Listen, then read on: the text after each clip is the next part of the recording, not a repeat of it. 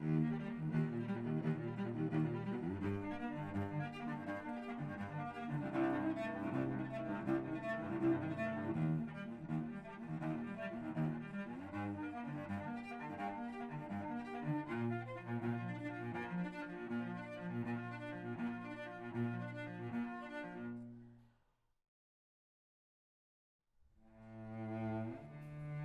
Center of Orphan Drug Research approached the University of Minnesota Department of Theater Arts and Dance, and they said that we have a challenge. 1 in 10 people in the United States has a rare disease. 30% of children with a rare disease die at the age of 5. And this information is not getting out to the public.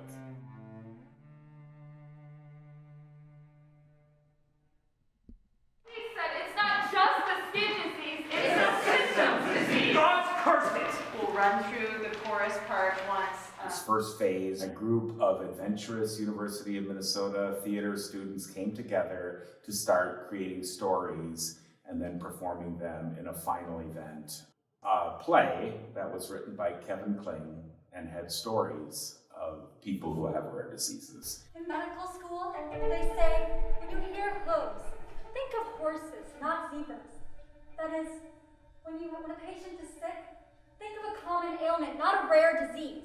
But what if the zebras taken together were 10% of the herd? How can we teach the doctors to see everyone? All of these stories came from people who we interviewed in the process of creating this piece.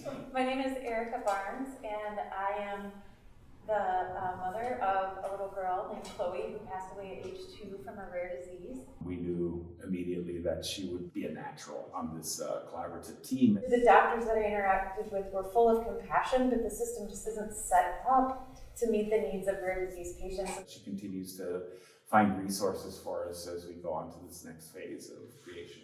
And Ray, you're so right. I feel like the other part of that is like explaining yourself to people who should be the experts or that should know. And I think that's part of what can feel so demeaning, is because you know that there aren't very many experts, if any.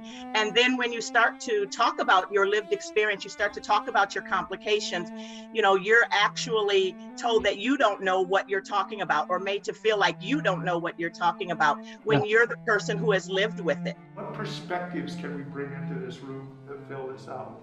Like doctors, families, there's a public perspective, patient perspective. Like Tom Waits says, nobody comes into this bar with anything small. Everybody in this play, everybody in this field has a lot in the game. And many a times the person who's driving that science would be a parent or of a child or a patient themselves who are actually driving that research through fundraising, trying to get money for that research, trying to get people aware about it so that they can generate the money that is needed for that research. The research happens, and then we find ways in which we make it accessible to the public.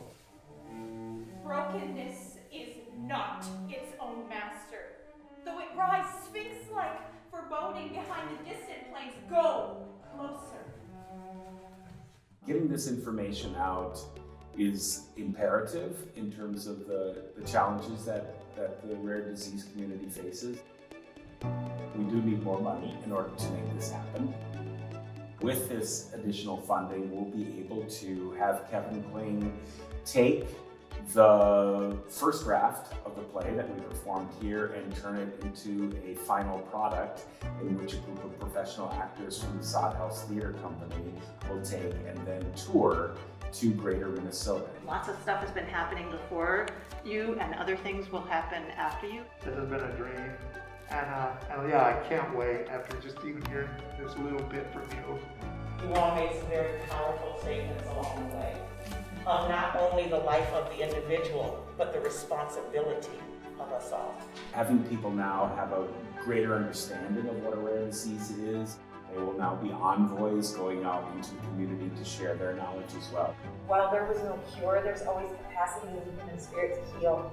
We're really hoping that we can get the support that we need in order to get to the final leg of this creation process and take it out and share our story with communities in Greater Minnesota.